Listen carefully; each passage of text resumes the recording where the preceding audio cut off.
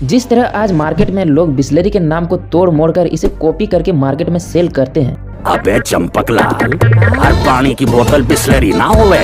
समझदार बिस्लरी पीते हैं। इससे पता चलता है कि क्यों बोतल वाटर की कैटेगरी में बिस्लरी का नाम सबसे पहले आता है। पानी का ये ब्रांड आज इतना फेमस हो चुका है कि लोग इसे सबसे सेफ और प्योर मिनरल वाटर मानते हैं। लेकिन यह आपको जानकर हैरानी होगी कि सफलता की बुलंदियों पर नजर आने वाली बिस्लरी आज बिकने के लिए तैयार खड़ा है। और इससे भी ज़्यादा हैरानी की बात यह है कि बिस्लरी के चेयरमैन रमेश चौहान अपने इस कंपनी को सिर्फ टाटा को ही बेचना चाहते हैं। अब ऐसा क्यों, सब कुछ जानेंगे इस वीडियो में।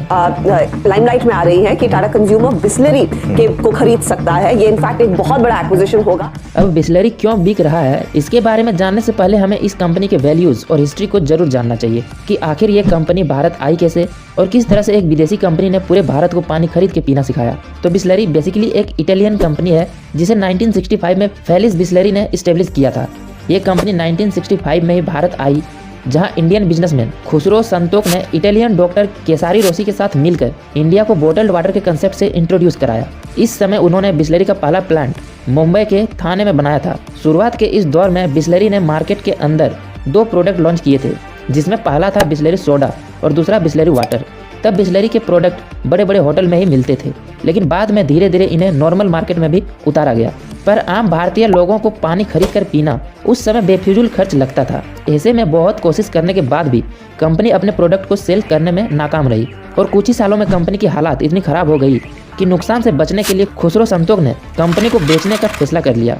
और 1969 में पार्ले ग्रुप के चेयरमैन रमेश चौहान ने बिस्लरी 4 लाख रुपए में खरीदा, जो कि उस समय के $50,000 के बराबर हुआ करता था। रमेश चौहान का मोटिव बिस्लरी को एक सोडा ब्रांड के रूप में डेवलप कराना था। इसके लिए उन्होंने पूरे देश में बिस्लरी के 5 स्टोर भी ओपन किए, जिसमें से एक कोलकाता में था और बाकी 4 मुंबई में।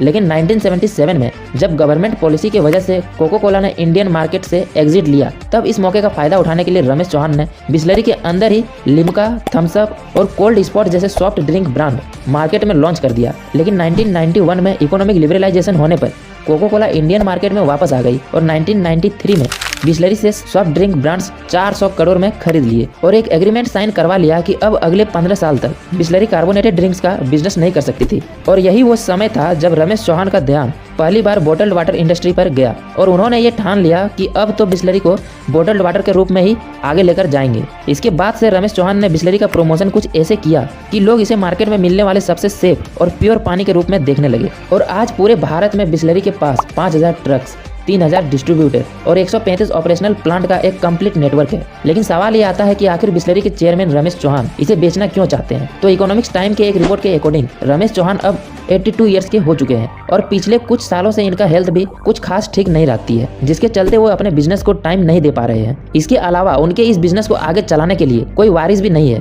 क्योंकि उनकी एक लौती बेटी जयंती चौहान अपने पिता के इस बिजनेस को संभालने में बिल्कुल भी इंटरेस्टेड नहीं है। ऐसा नहीं है कि जयंती को बिजनेस की समझ नहीं है। इनफैक्ट वो बिस्लरी के ग्रुप में वाइस चेयरमैन के पद पर काम भी कर रही थी और दिल्ली और बम्बई दोनों ऑफिस को वही संभालती थी। इसके अलावा वे कंपनी के product development, marketing, advertisement, product operation, communication और ब्रांड मैनेजमेंट के साथ साथ डिजिटल मार्केटिंग का काम भी देखती थी।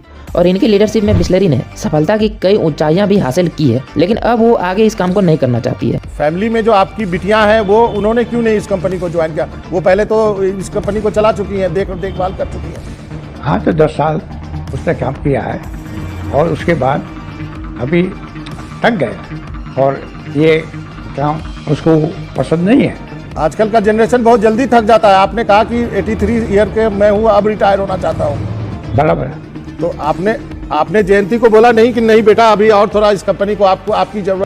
अब लास्ट में सवाल यही रह जाता है कि रमेश चौहान अपने इस कंपनी को टाटा को ही क्यों बेचना चाहते हैं। असल में रमेश चौहान ने बिस्लरी ब्रांड को बहुत मेहनत से खड़ा किया है और उन्हें अपने इस बिजनेस से लगाव भी बहुत है। ऐसे में वो अपने इस बिजनेस को ऐसे सेफ हाथों में सौंपना चाहते हैं जो कि इस ब्रांड को सफलता की और भी नई ऊंचाइयों पर लेकर जाए। तो ऐसे में उन्हें इंडिया के अंदर टाटा के जैसे शायद कोई ट्रस्टेड कंपनी नजर नहीं आती जो इस काम को सही से और वफादारी से अंजाम दे सके। और आपको बता दें कि टाटा और बिस्लरी के बीच ये डील 6 से 7 हजार करोड़ रुपए के बीच में होने की उम्मीद की जा रही है, जहां टाटा ग्रुप की Tata consumer product limited Bisleri को खरीदने जा रही है। तो ऐसे ही वीडियोस के लिए हमारे चैनल को सब्सक्राइब कर लें और वीडियो अच्छी लगी हो तो लाइक एंड शेयर भी जरूर